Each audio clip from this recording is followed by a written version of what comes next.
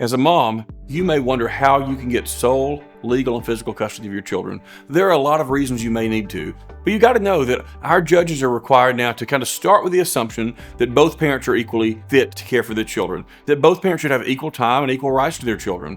And so if you are seeking in your case to obtain joint custody with primary physical placement to you, or if you want sole legal and physical custody to you, here's a few things you need to keep in mind. First of all, it's going to be important to show to the court that you have been the one who's providing a majority of that care. As a dad myself, I know that my wife provides most of the care for my children. Even though I'm actively involved and I'm there, moms do it all. And moms should be commended for that. And I believe that moms should be rewarded in the court system for the work they put in.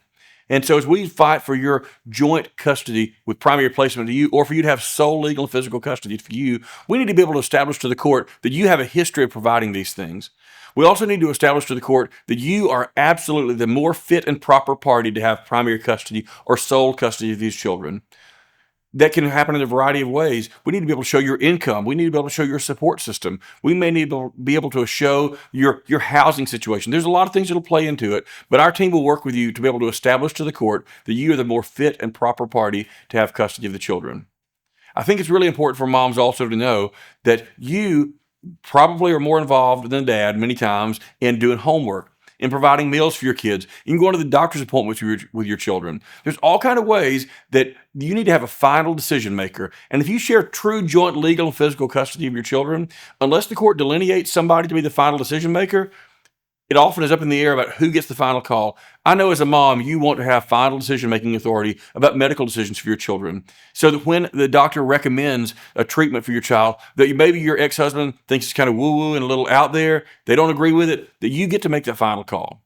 When it comes down to where your children are going to go to school, that you get to make sure they go to school in the district where you live, since you're the one who does homework with them night after night. You're the one who goes to those school events. You're the one who's going to be making sure they get to baseball practice after school.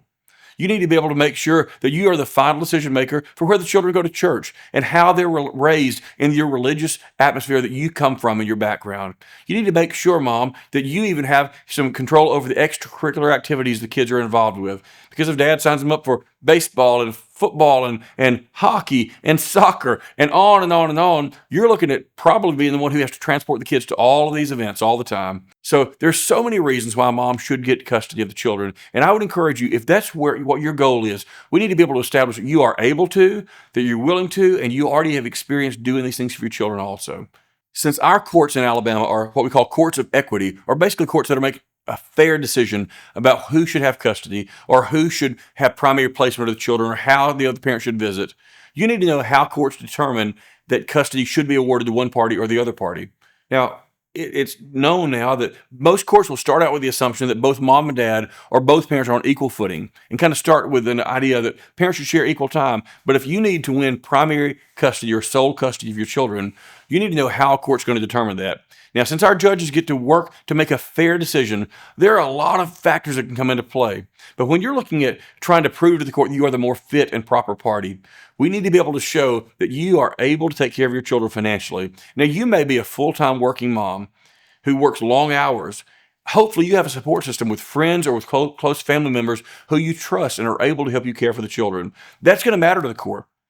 What's going to matter to the court is, do you have time to spend with your children doing homework at night, providing good meals for them? Are you able to take care of your children in a way that's going to promote that they become the best individuals they can be in life?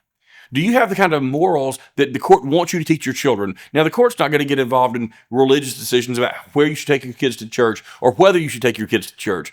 But you need to be able to demonstrate to the court that you have superior values, that you're the one who's able to teach the children all they need to know to become the most productive member of society and the most responsible adult that that child can become. So there's so many factors that play into how a court awards custody. What's important is what we build from you and your ideas about what you want to do with your children and how you present yourself, your case and yourself to the court. And when you testify, and the things that we show to court in the exhibits we're going to prepare with you to show to the court, all of these things matter to the judge as they try to make a fair decision for you that will award you primary or sole custody of your children. You may wonder, what is the difference between primary custody and sole legal and physical custody? For a long time, many courts in Alabama have awarded parents joint legal custody and designated one parent as the primary physical custodian.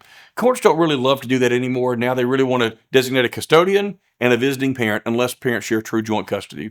But traditionally, the idea has been in a joint custody with primary to one parent that both parents should have equal input into the decisions about their children's lives. And both parents should be able to know what's going on. Both parents should be able to actively be involved in their children's lives. And the reason we had primary physical custodians is because two things. One, you got to have a final call if parents can't agree about a decision for the child. And two, you got to have a place where the children are going to lay down their head each night.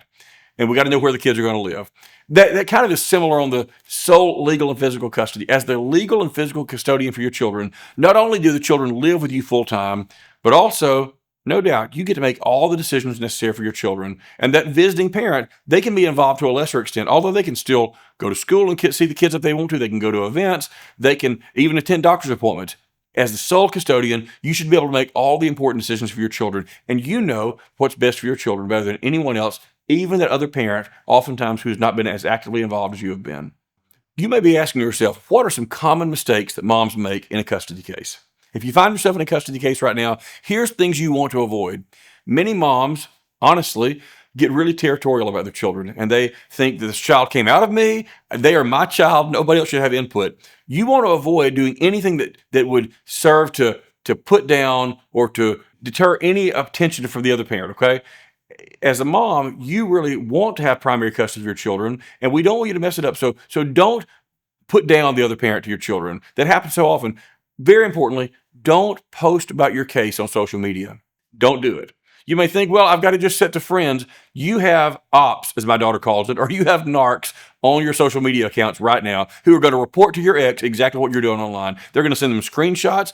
Everything you think nobody will know about is going to come out in court. Don't post about the judge on social media. Don't post about the other party's lawyer. Don't post about your case on social media.